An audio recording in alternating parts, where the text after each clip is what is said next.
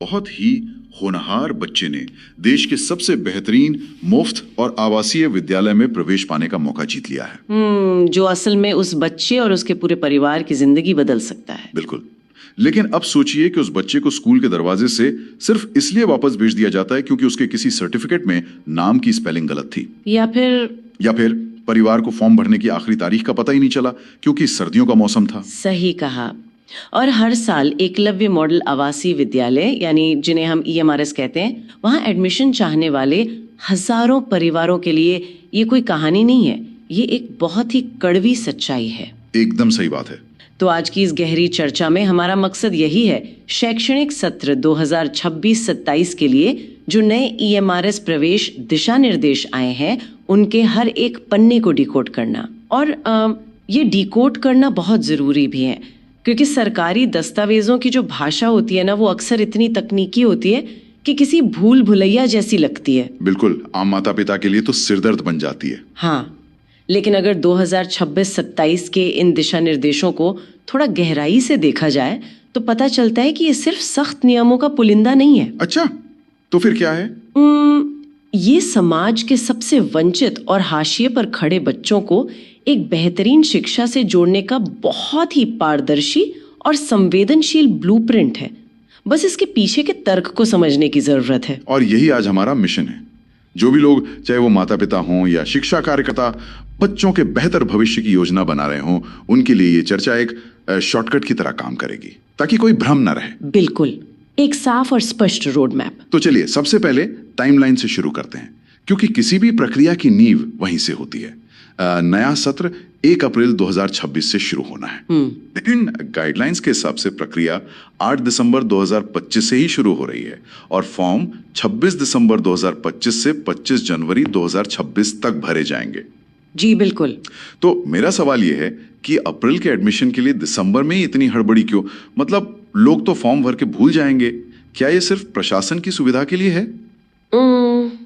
इसे हड़बड़ी कहना शायद सही नहीं होगा। इसे आप तैयारी का जरूरी बफर टाइम कह सकते हैं। Buffer time? वो कैसे? अब देखिए, हमें ये सोचना होगा कि EMRS स्कूल किन इलाकों के लिए है। ये दिल्ली या मुंबई के बच्चों के लिए नहीं है, ये उन सुदूर जनजातीय क्षेत्रों या घने जंगलों वाले इलाकों के लिए। हाँ, जहाँ शायद इंटरनेट भी ठीक से काम नहीं करता। बिल्कुल। शहरों में तो एक WhatsApp मैसेज से जानकारी फैल जाती है, लेकिन दूर दराज के गाँव में खबर पहुँचने, पंचायत में चर्चा होने और फिर किसी ई-मित्र केंद्र तक जाके फॉर्म भरने में हफ्तों लग जाते हैं। तो अगर सिर्फ 15-20 दिन का समय दिया जाए तो जो असली हकदार हैं उन तक तो खबर पहुंचेगी ही नहीं। दिसंबर में प्रक्रिया शुरू करने का मतलब है कि माता पिता को जन्म प्रमाण पत्र या मूल निवास बनवाने का पूरा समय मिल सके। हाँ, क्योंकि सरकारी दफ्तरों के चक्कर काटना कितना मुश्किल होता है ये तो हम सब जानते हैं। सही बात है। और फिर 15 फरवरी 2026 को प्रवेश परीक्षा होगी जिसे EMRST कहते हैं। तो ये जो 4 महीने की लंबी टाइमलाइन है ना, ये गारंटी है कि 1 अप्रैल को कोई भी योग्य बच्चा सिर्फ कागजी कार्रवाई की वजह से पीछे ना छूट जाए। ये तो एक लंबी दूरी की ट्रेन के शेड्यूल जैसा हो गया। अगर आपने दिसंबर में टिकट बुक करना मिस कर दिया तो आप अप्रैल में सफर पर नहीं जा पाएंगे। बहुत ही सटीक उदाहरण है। अच्छा, टाइमलाइन तो समझ आ गई। अब अगला सवाल यह है कि इस ट्रेन में बैठने का हकदार कौन है? उम्र की क्या सीमा है? कक्षा 6 में प्रवेश के लिए आयु सीमा 10 से 13 वर्ष तय की गई है और इसकी गणना प्रवेश वाले वर्ष की 31 मार्च के आधार पर होगी। मतलब 31 मार्च 2026 तक बच्चे की उम्र 10 से 13 साल के बीच होनी चाहिए। जी बिल्कुल। लेकिन यहाँ एक व्यवहारिक दिक्कत है। मान लीजिए किसी बच्चे का जन्मदिन ठीक 1 अप्रैल को आता है जी, तो क्या वो बच्चा सिर्फ 24 घंटे के अंतर से बाहर हो जाएगा? अक्सर सरकारी नियमों की जो कट ऑफ डेट्स होती हैं वो बहुत क्रूर होती हैं। लेकिन यहीं पर इस पॉलिसी की संवेदनशीलता दिखती है। तो क्या कोई छूट है इसमें? हाँ बिल्कुल, दिशा निर्देशों में बहुत स्पष्ट रूप से एक अपवाद जोड़ा गया है। अगर बच्चे का जन्म 1 अप्रैल को हुआ है तो उसे पूरी तरह से योग्य माना जाएगा। अरे वाह, यानी एक दिन की वजह से कोई बाहर नहीं होगा। ये तो बहुत बड़ी राहत है। हाँ, लेकिन इसमें एक और पहलू है। क्या? ये जो 10 से 13 साल का ब्रैकेट है, इसे लेकर कुछ लोगों को लगता है कि ये बहुत संकीर्ण है क्योंकि सुदूर इलाकों में बच्चों की पढ़ाई अक्सर देर से शुरू होती है। बिल्कुल, यही मैं भी सोच रहा था। अगर कोई बच्चा 13 साल और कुछ महीने का है लेकिन होनहार है, तो क्या उसे बाहर कर देना सही है? इसके पीछे एक वैज्ञानिक तर्क है। इसे कोहर्ट कहते हैं, यानी समान आयु वर्ग का समूह बनाना। हॉस्टल के माहौल की वजह से। हाँ, बच्चे वहाँ 24 घंटे साथ रहते हैं। अगर आप एक ही डॉर्मेट्री में 10 साल के बच्चे और 15 साल के बच्चे को साथ रखेंगे तो शैक्षिक और मनोवैज्ञानिक संतुलन बिगड़ सकता है। सुरक्षा संबंधी चुनौतियां भी हो सकती हैं। बिल्कुल, लेकिन इसमें एक और पहलू है। क्या? ये जो 10 से 13 साल का ब्रैकेट है, इसे लेकर कुछ लोगों को लगता है कि ये बहुत संकीर्ण है, क्योंकि सुदूर इलाकों में बच्चों की पढ़ाई अक्सर देर से शुरू होती है। बिल्कुल, यही मैं भी सोच रहा था। अगर कोई बच्चा 13 साल और कुछ महीने का है लेकिन होनहार है, तो क्या उसे बाहर कर देना सही है? इसके पीछे एक वैज्ञानिक तर्क है। इसे कोहर्ट कहते हैं, यानी समान आयु वर्ग का समूह बनाना। हॉस्टल के माहौल की वजह से। हाँ, बच्चे वहाँ 24 घंटे साथ रहते हैं। अगर आप एक ही डॉर्मेट्री में 10 साल के बच्चे और 15 साल के बच्चे को साथ रखेंगे तो शैक्षिक और मनोवैज्ञानिक संतुलन बिगड़ सकता है। सुरक्षा संबंधी चुनौतियां भी हो सकती हैं। बिल्कुल, लेकिन हाँ, इस नियम में एक मानवीय छूट भी है। जो दिव्यांग बच्चे हैं, यानी डिफरेंटली एबल्ड, उनके लिए आयु सीमा में 2 साल की छूट है। अच्छा, तो मतलब कोई दिव्यांग बच्चा 15 साल की उम्र तक अप्लाई कर सकता है? जी, क्योंकि नीतियां बनाने वाले समझते हैं कि दिव्यांग बच्चों को प्रारंभिक शिक्षा तक पहुंचने में अक्सर ज्यादा समय और संघर्ष लगता है। ये बहुत ही शानदार कदम है। चलिए अब उस मुद्दे पे आते हैं जो सबसे ज्यादा उलझावा लगता है, सीटों का गणित। रिजर्वेशन। हाँ, दस्तावेज बताता है कि एक कक्षा में अधिकतम 60 सीटें होंगी, 30-30 के 2 सेक्शन। सही। और इन 60 में से सबसे बड़ा हिस्सा यानी 80% सीधे अनुसूचित जनजाति या एसटी वर्ग के लिए आरक्षित है, मतलब 48 सीटें। जी, क्योंकि ये मुख्य रूप से जनजातीय स्कूल हैं। वो तो समझ आता है, लेकिन जो बाकी बची हुई 12 सीटें हैं, उनका बंटवारा थोड़ा अजीब है। 5% सीटें पीवीटीजी के लिए और 5% डीएनटी या एसएनटी घुमंतू जनजातियों के लिए। आपको ये अजीब क्यों लगा? मतलब क्या ये आरक्षण के अंदर आरक्षण देकर चीजों को बहुत ज्यादा छोटे टुकड़ों में बांटने जैसा नहीं है? सबको एक ही एसटी के छाते के नीचे क्यों नहीं लग दिया? यही तो इसका मास्टर स्ट्रोक है। इसे माइक्रो रिजर्वेशन कहते हैं। मास्टर स्ट्रोक कैसे? अब देखिए, अगर सिर्फ एक बड़ा एसटी वर्ग बना दिया जाए तो क्या होगा? जनजातीय समुदायों के भीतर भी बहुत असमानता है। कुछ जनजातियां मुख्यधारा से जुड़ गई हैं, उनके पास सरकारी नौकरियां हैं। हाँ, वो शिक्षा का महत्व समझती हैं। तो एक सामान्य प्रतिस्पर्धा में सारी सीटें वही ताकतवर जनजातियां ले जाएंगी। अब पीवीटीजी को देखिए, जो विशेष रूप से कमजोर जनजातीय समूह है, वो आज भी जंगलों में बहुत बुनियादी जीवन जी रहे हैं। मतलब साक्षरता दर बहुत कम है, ना के बराबर। तो उनके बच्चे सशक्त जनजातियों के साथ मेरिट में मुकाबला कैसे करेंगे? हाँ, ये तो वही बात हो गई कि एक डाइनिंग टेबल पर खाना लगा है, लेकिन ताकतवर लोग ही सारा खाना ले जाएं। बिल्कुल। और घुमंतू या बंजारा समुदायों की स्थिति तो और भी जटिल है, जिनका कोई स्थायी पता ही नहीं होता। अगर उनके लिए 5% सीटें अलग से नहीं रखी गई तो वे तो कभी इस शिक्षा प्रणाली का हिस्सा बन ही नहीं पाएंगे। अब समझ आया। मतलब ये सुनिश्चित किया गया है कि डाइनिंग टेबल पर समाज के सबसे अंतिम व्यक्ति के लिए भी एक कुर्सी हमेशा रिजर्व रहे। एकदम सही। और वामपंथी उग्रवाद से प्रभावित या कोविड में अनाथ हुए बच्चों के लिए भी अलग से प्रावधान है। ये तो बहुत ही समावेशी है, लेकिन यहाँ एक व्यवहारिक शंका होती है। कैसी शंका? मान लीजिए किसी स्कूल में पीवीटीजी के लिए सीटें रिजर्व हैं, लेकिन वहां कोई बच्चा परीक्षा देने ही नहीं आया या पास नहीं कर पाया, तो क्या वो सीटें पूरे साल खाली पड़ी रहेंगी? ऐसा बिल्कुल नहीं होगा। और इसी के लिए 15 अप्रैल 2026 के बाद एक प्रक्रिया शुरू होगी जिसे डी रिजर्वेशन कहते हैं। डी रिजर्वेशन ये कैसे काम करता है? इसे आप हवाई यात्रा की स्टैंड बाय टिकट व्यवस्था की तरह समझ सकते हैं। मतलब अगर फर्स्ट क्लास का यात्री नहीं आया तो वो सीट किसी और को दे दी जाती है? बिल्कुल। सरकार ने करोड़ों रुपए लगाकर विश्व स्तरीय स्कूल बनाए हैं, वहां एक भी सीट खाली नहीं रहनी चाहिए।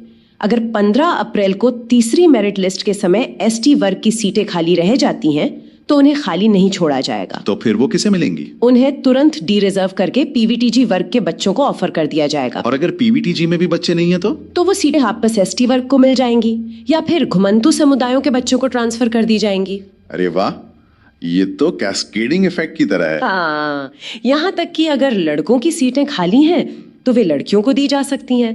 लक्ष्य सिर्फ एक है, 60 के 60 सीटों का 100% उपयोग। लेकिन एक पेरेंट के नजरिए से सोचूं तो क्या बीच में इस तरह से सीटें बदलना भ्रम पैदा नहीं करेगा? कोई सोच सकता है कि सिस्टम पारदर्शी नहीं है। भ्रम तब होता है जब चीजें पर्दे के पीछे हों, लेकिन यहाँ दिशा निर्देशों में पहले दिन से ही ये पूरी हायरार्की स्पष्ट कर दी गई है।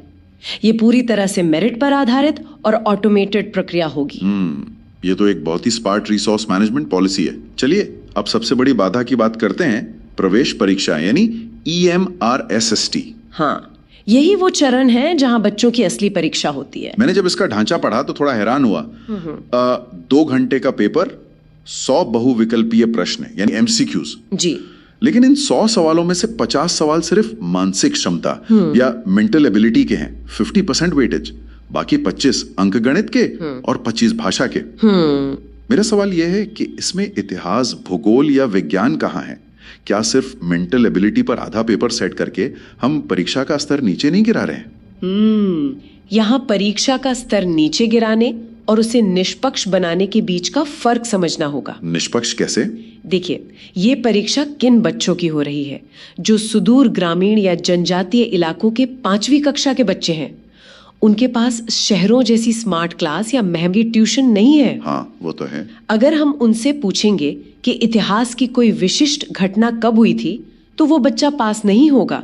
वो बच्चा पास होगा जो महंगी कोचिंग जाता है और रट सकता है। ओहो, मतलब तथ्यों को रटने की परीक्षा नहीं लेनी है। बिल्कुल, लेकिन मेंटल एबिलिटी के सवालों को रटा नहीं जा सकता। जैसे अगर सवाल आए कि लकड़ी का संबंध फर्नीचर से है, तो सोने का संबंध किससे होगा? गहनों से। हाँ, इसके लिए तो सिर्फ कॉमन सेंस चाहिए। या फिर कोई पैटर्न वाला सवाल हो कि अगला चित्र कैसा दिखेगा। इसे हल करने के लिए महंगी किताबों की जरूरत नहीं है। ये बच्चे की स्वाभाविक बुद्धिमत्ता मापता है। यानी ये रट्टा मारने वाले छात्रों की नहीं, बल्कि स्मार्ट सोचने वाले बच्चों की परीक्षा है। 50% वेटेज देकर कोचिंग व्यवस्था को ही सिस्टम से बाहर कर दिया। एकदम सही पकड़ा आपने। और सबसे अच्छी बात यह है कि कोई भारी भरकम सिलेबस नहीं है। सब कुछ कक्षा 5 के स्तर का होगा। और आपने पहले बताया था कि दिव्यांग छात्रों को इसमें 30 मिनट का अतिरिक्त समय भी मिलेगा। जी हाँ, बिल्कुल। चलिए अब मान लेते हैं कि बच्चे ने परीक्षा पास कर ली, मेरिट लिस्ट में नाम आ गया। परिवार में तो जश्न का माहौल होगा। बिल्कुल, लेकिन मेरा अनुभव कहता है कि इसके बाद एक बहुत बड़ी अदृश्य दीवार खड़ी होती है, कागजी कार्रवाई का चक्रव्यूह। ओह हाँ, वो सबसे मुश्किल हिस्सा हो सकता है। गाइडलाइंस में जन्म प्रमाण पत्र, डोमिसाइल और आधार कार्ड जैसी चीजें मांगी गई हैं। मुझे सबसे ज्यादा डर इसी आधार कार्ड वाले नियम से लगता है। आधार कार्ड से क्यों? मान लीजिए किसी आदिवासी बच्चे के पास आधार कार्ड नहीं है या स्पेलिंग मैच नहीं कर रही, तो क्या स्कूल का प्रिंसिपल उसे गेट से ही बाहर नहीं कर देगा? सरकारी बाबू तो फाइल रिजेक्ट करना ही सबसे आसान काम मानते हैं। आपका डर बिल्कुल जायज है, लेकिन EMRS 2627 के नियमों में एक बहुत ही क्रांतिकारी निर्देश है। अच्छा, क्या निर्देश है? इसमें साफ लिखा है कि यदि किसी बच्चे के पास आधार नहीं है, तो सिर्फ इसके आधार पर प्रवेश से मना नहीं किया जा सकता। Wait really? लेकिन क्या अधिकारी सच में ऐसा करेंगे? बिना आधार के तो उनका काम बढ़ जाएगा। काम तो बढ़ेगा, और यही पॉलिसी की खूबी है। ये स्कूल प्रशासन पर जिम्मेदारी डालती है कि वे बच्चे को प्रोविजनल एडमिशन दें। Provisional admission? हाँ, और सिर्फ इतना ही नहीं, स्कूल को खुद आगे बढ़कर उस परिवार की आधार कार्ड बनवाने में मदद करनी होगी, क्योंकि आधार ना होना सिस्टम की कमी है, बच्चे की गलती नहीं। वाह, ये नियम तो सच में बच्चों की मदद करने के लिए बनाया गया है। लेकिन एक और बहुत बड़ा ट्रैप है कागजी कार्रवाई में, ट्रांसफर सर्टिफिकेट यानी TC का नियम। यहाँ माता पिता बहुत बड़ी गलती करते हैं। हाँ, अक्सर पेरेंट्स अति उत्साह में क्या करते हैं, जैसे ही मेरिट लिस्ट में नाम देखा तुरंत पुराने स्कूल जाकर बच्चे का नाम कटवा लेते हैं और TC ले आते हैं। और ये सबसे घातक कदम हो सकता है। दिशा निर्देश साफ चेतावनी देते हैं कि जब तक EMRS में दस्तावेजों का 100% सत्यापन ना हो जाए, तब तक एडमिशन अस्थायी है। मतलब अगर वेरिफिकेशन में कोई गड़बड़ी निकल आई और एडमिशन रद्द हो गया, तो बच्चा ना तो नए स्कूल का रहेगा और ना ही पुराने स्कूल का। वो तो सीधे ड्रॉप आउट बन जाएगा। तो एक बोनाफाइड सर्टिफिकेट लाना होता है जो साबित करे कि बच्चा कक्षा 5 में पढ़ रहा है। TC की असली जरूरत तब पड़ेगी जब EMRS वाले कह दें कि हाँ, आपका एडमिशन पक्का है। तो आसान शब्दों में कहें तो पहले नया पैर मजबूती से जमाएं और उसके बाद ही पुराना पैर उठाएं। एकदम सही बात है। और हाँ, एक और नियम है, जो बच्चा पहले ही कक्षा 6 में पढ़ रहा है वो दोबारा आवेदन नहीं कर सकता, ताकि किसी बैकडोर एंट्री को रोका जा सके। तो कुल मिला के बात यह है कि दिसंबर 2025 से शुरू होने वाले इस सफर के लिए अभिभावकों को अभी से अपने कागजात दुरुस्त करने शुरू कर देने चाहिए। बिल्कुल, और बच्चों को रटाने के बजाय पहेलियां सुलझाने और तर्क शक्ति बढ़ाने वाले खेल खिलाने चाहिए। सही कहा। इस पूरी चर्चा से एक बात तो स्पष्ट है कि ये पॉलिसी सिर्फ पन्नों का समूह नहीं है, बल्कि पिछड़े समुदायों को मुख्य धारा से जोड़ने का एक बहुत मजबूत पुल है। जी बिल्कुल। लेकिन शो खत्म करने से पहले मैं चाहता हूं कि जो भी लोग हमें सुन रहे हैं वो एक तस्वीर की कल्पना